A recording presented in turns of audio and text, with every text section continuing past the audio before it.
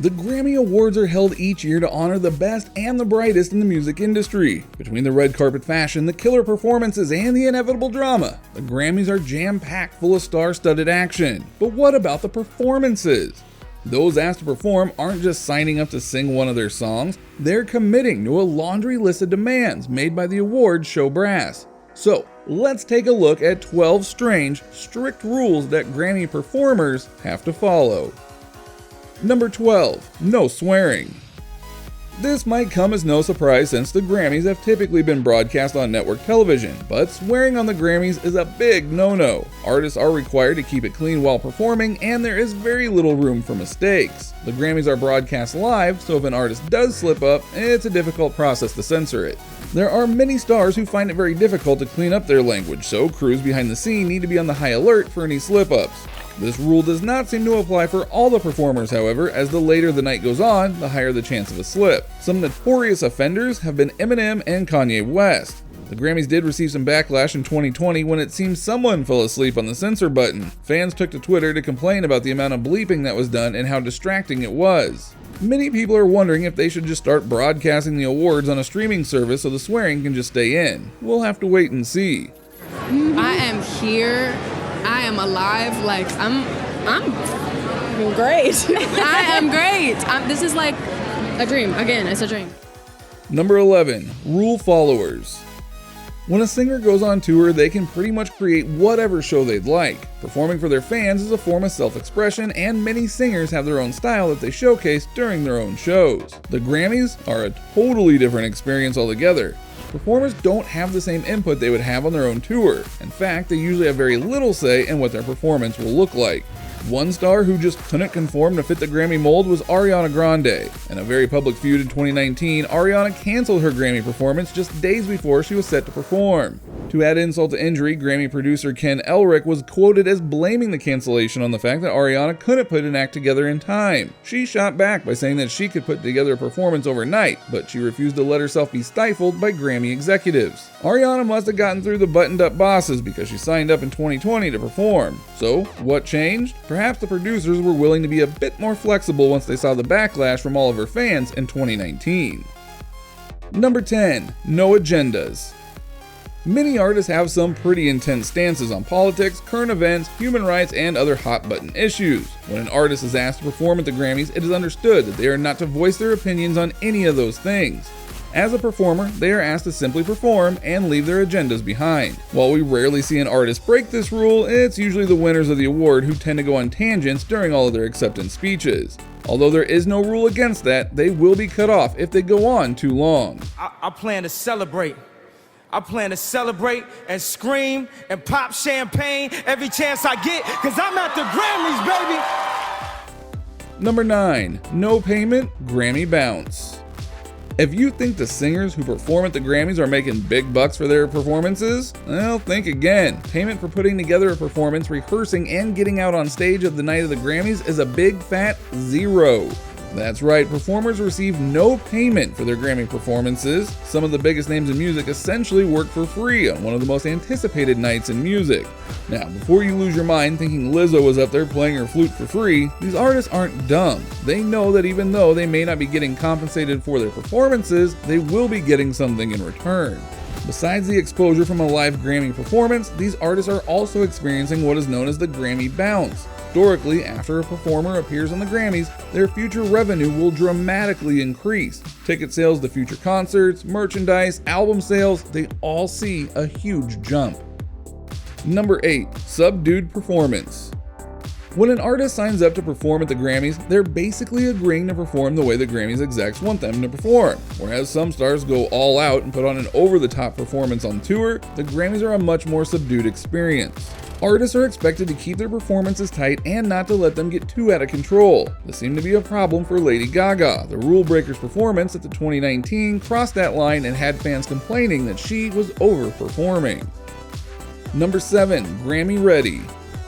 While the signature style of an artist is what makes them unique, the Grammys isn't leaving anything to chance. Each performer must pass through the Grammys hair and makeup crew to make sure that they are Grammy ready. This pre-performance ritual isn't reserved for just the performers either. Backup dancers, orchestra members, choreographers, basically anybody stepping foot on stage needs to be cleared first. The bright lights and HD cameras pick up even the slightest imperfection, so the Grammys hair and makeup team are on hand to make sure each and every performer is looking their absolute best on stage. Number 6. Collaborations. Some of the greatest collaborations have happened on the Grammy stage. Jay-Z and Justin Timberlake, Eminem and Elton John, Gwyneth Paltrow and, well, the Muppets. Yep, look it up, it happened. Some of the greatest performances at the Grammys have been collaborations, but these things don't just happen. The Grammys very specifically choose who they'd like to see collaborate, and the artists have very little say in the matter. Turning down a collaboration could mean passing up the chance to showcase your music, and in the end, most artists go along for the ride. There are a select few who do refuse to work with other artists. In 2018, Lorde was asked to perform at the Grammys with other nominees. However, she would have had to collaborate with another artist. She very publicly declined the invitation, pointing out that none of the male nominees were told that they would have to collaborate. Number 5. Rolling with the punches. Because it's a live show, performers need to be ready at a moment's notice in case something were to go wrong. Back in the day when the Grammy Awards were still coming into its own, performers would simply show up and perform. Today, there are so many moving parts behind the scenes to make sure that everything goes smoothly, it is nearly impossible to catch a mistake on camera. Well, almost. When Adele performed at the awards in 2016, a microphone fell inside her accompanying piano. She had to think fast as her feed went out in her earpiece. Adele very quickly and gracefully recovered from the mishap, but it just goes to show you that nobody is safe on that stage.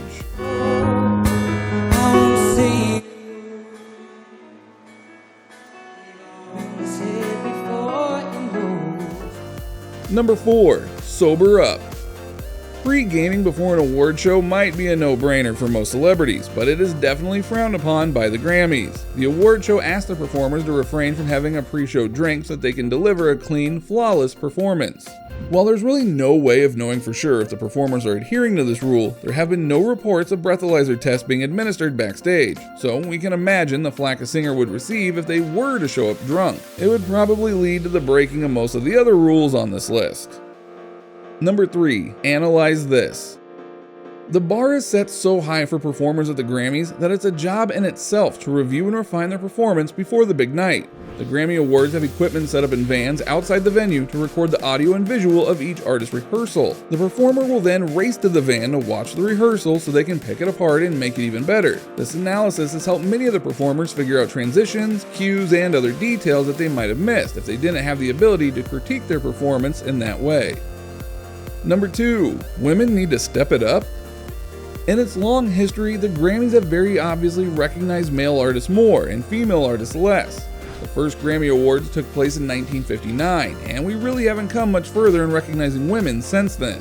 In 2019, Alicia Keys was only the 5th woman in the award show history to host the show. Between the forced collaborations, the lack of nominations, and the rare hosting gigs, females seem to be getting the short end of the stick.